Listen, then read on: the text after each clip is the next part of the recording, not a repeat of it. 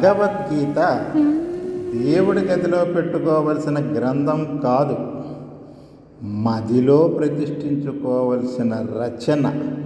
పూజకు పరిమితం చేయకూడదు, ఆచరణకి ప్రాధాన్యం ఇవ్వాలి. చచ్చిన వారి ముందు వినిపించడం కాదు, చేవతొచ్చిన వారి చెవుల్లో మారు మ్రోగించాలి. ఏ సందేహం కలిగినా నివృత్తి కోసం గీతా గ్రంథాన్ని తెరుస్తారు.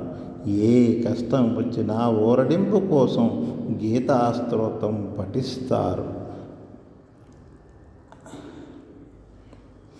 అడవులకు పారిపొమ్మని చెప్పదు, సమాజంలోని క్రూర మృగాల మధ్య ఒడుపుగా జీవించడం ఎలాగో నేర్పుతుంది భగవద్గీత. ఓటమితో రాజీ పడమని సలహా ఇవ్వదు, ఎదురొట్టి పోరాడమంటుంది. అయితే ఫలాపేక్షను పక్కన పెట్టి ఈశ్వరార్పణ బుద్ధితో కర్మను నిర్వర్తించమంటుంది. కర్మయోగివి కమ్మంటుంది. జయాపజయాలకు అతీతమైన స్థిర చిత్తాన్ని సాధించమంటుంది. స్థిత ప్రజ్ఞత పెంచుకోమంటుంది.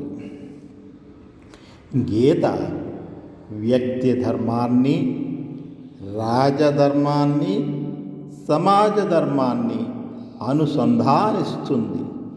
ప్రతి వ్యక్తిలోనూ కృష్ణుడిలోని విజ్ఞత, అర్జునుడిలోని నైపుణ్యం కలగలిస్తే విజయాలు సిద్ధిస్తాయి, విలువలు వర్ధిల్లుతాయి, సంపదలు సమకూరుతాయి. ఆ నేల ధర్మక్షేత్రమవుతుంది. ఇది మనకి భగవద్గీత ఇచ్చే సందేశం. అంతేకాని భగవద్గీతని ఒక పుస్తక రూపంలో పూజించటం, ఒక పుస్తక రూపం అలంకారప్రాయంగా పుస్తకాలు షెల్ఫ్లో ఉంచుకోవటం, టేబుల్ మీద పెట్టుకోవటం అన్నది నిజం కరెక్ట్ కాదు.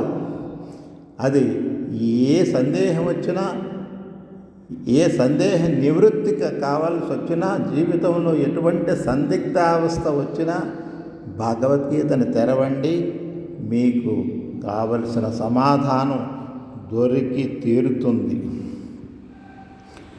ఆధ్యాత్మిక సాహిత్యంలో అనేక గీతలు ఉన్నాయి.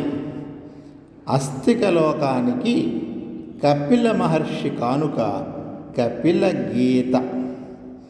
శ్రీకృష్ణుడి ప్రతినిధిగా ఉద్ధవుడు గోపకాంతులకు వినిపించిన సందేశం గోపీగీత. శివపార్వతుల సంవాదం గురుగీత. శివరామచంద్రుల భౌతిక చర్చ శివగీత. అంబరీషుడి అనుభవసారం అంబరీష గీత. దత్తాత్రేయుడి హితబోధ అవధూత గీత. జ్ఞానేశ్వరుడి రచన జ్ఞానేశ్వరీ భగవద్గీత. ఒక గీతకు రణక్షేత్రమే సాక్ష్యమైంది, ఒక గీతకు అంగడే వేదికగా మారింది, ఒక గీత నిండు సభలో ప్రతిధ్వనించింది. ఎవరు చెప్పినా, ఎక్కడ చెప్పినా, ఎన్ని అధ్యాయాల్లో చెప్పినా పరమ లక్ష్యం ఒక్కటే, మనిషి వికాసం, సమాజ సంక్షేమం. అంతిమ సత్యం ఒక్కటే, అంతరాత్మే పరమాత్మ నివాసం.